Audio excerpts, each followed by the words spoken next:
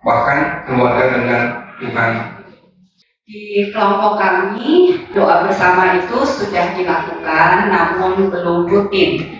Biasanya kami lakukan pada momen-momen tertentu seperti acara ulang tahun atau ucapan syukur atau apa.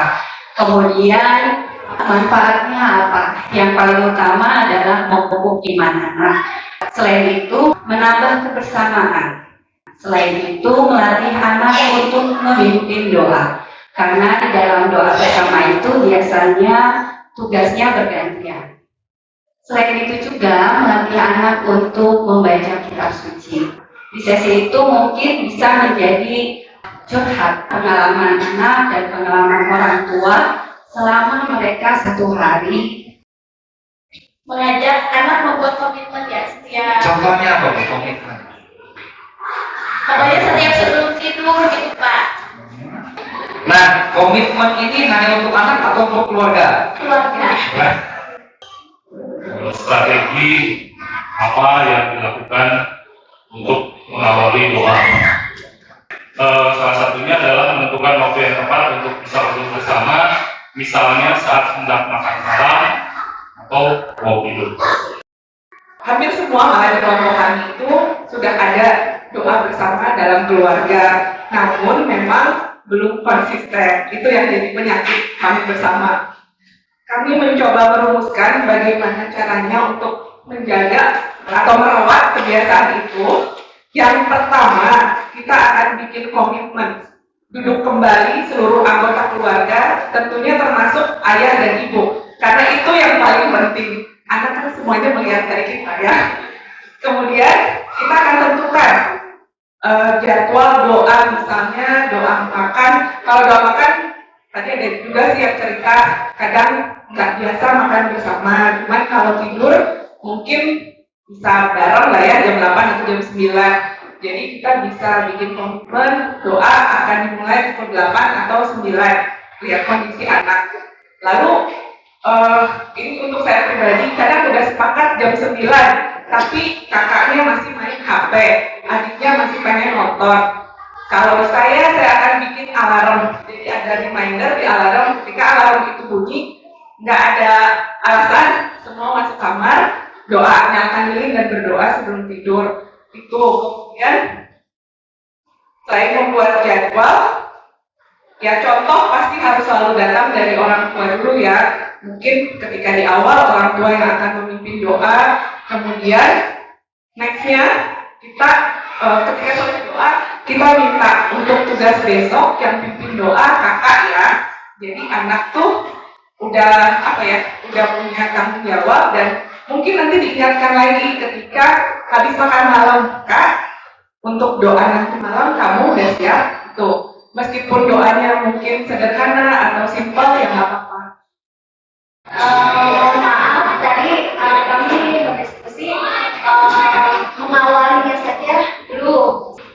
Nah, mulai dari itu kami orang tua mau diusahakan atau berusaha untuk mulai berdoa bersama-sama anak-anak. Untuk mempertahankannya, kami akan selalu mengingatkan anak-anak dan mengajak anak-anak untuk berdoa bersama. Bagaimana cara merawat doa bersama ya? Yang pertama, untuk memimpin doa bersama dilakukan secara bergilir ya, bergantian, jadi agar tidak bosan ya, menjaga itu. Terus kedua, agar kita komitmen untuk melakukan doa bersama. Nah, yang ketiga, bila sudah kita melakukan pendekatan baik, kita harus tegas dan konsisten.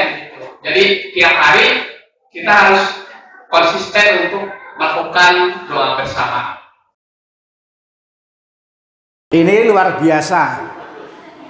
Luar biasa.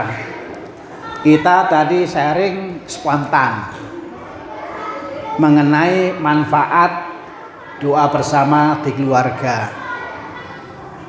Spontan saja jawabnya banyak. Apalagi kalau dimulai dengan merenung. Merenungkan mengenai manfaat doa bersama di keluarga itu bisa memotivasi. Kalau harus itu kadang-kadang susah untuk masuk. Tapi kalau kita memulai dengan merenungkan mengenai manfaat doa bersama di keluarga yang tekun. Kalau permenungan tentang ini itu sering dilakukan, saya percaya nanti tanpa disadari kita akan termotivasi. Jadi paling mudah untuk memulai atau untuk merawat, paling mudah adalah harus sering direnungkan mengenai manfaat doa bersama yang dilakukan dengan tekun di keluarga. Karena manfaatnya banyak sekali. Tapi sebaliknya, kalau doa bersama di keluarga ini diabaikan, itu nanti dampaknya juga ada. Makin hari makin banyak keluarga yang bermasalah, anak yang bermasalah, istri yang bermasalah, suami yang bermasalah, orang tua yang bermasalah, makin banyak dan makin serius masalahnya. Nah, mengapa? Antara lain karena doa bersama di keluarga yang merupakan kekayaan gereja, dan gereja menganggap ini begitu penting. Tapi yang penting ini terabaikan. Mengapa terabaikan? Karena orang kurang sering merenungkan mengenai manfaat dari doa bersama di keluarga yang dilakukan dengan tekun. Kalau melihat doa bersama di lingkungan banyak. Nah, tapi dalam gereja doa bersama itu juga penting dilakukan di keluarga. Lalu untuk mulai, malah gereja itu bisa dengan menjelaskan dengan cara yang sangat sederhana. Pada prinsipnya adalah doa bersama bisa dimulai kalau sudah ada 2 orang yang mau. Misalnya dalam keluarga ada 7 orang. Mungkin sulit kalau mulainya dari 7 orang. Kalau sudah ada 2 orang yang mau, sebenarnya doa bersama bisa dimulai. Nah, kalau ini tekun, nanti yang lain mudah-mudahan malah kemudian ikut. Kapan waktunya? Bisa mulai dengan misalnya makan. Nah, makan yuk doa bersama sebelum dan setelah. Nah, syukur-syukur kalau misalnya tadi ada yang mengatakan butuh komitmen setiap jam 9 doa bersama. Kalau ini dilakukan, paling tidak ini untuk membantu supaya anak tuh mandek, jangan main HP terus. Saya berkeliling itu yuk, mendengar dan tidak sedikit bahkan seorang nenek yang mengatakan, wah anaknya yang bahkan baru TK sudah nggak bisa lepas dari HP. Nah, kalau tadi disebutkan misalnya perlu komitmen bersama, setiap jam 9 doa bersama, meskipun hanya bapak kami, paling tidak itu bermanfaat untuk ngerem, stop main HP-nya. Itu salah satu manfaatnya.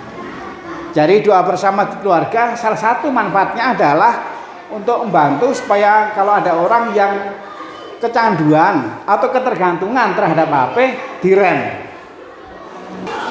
Nah, sekali lagi penting sekali merenungkan mengenai manfaat.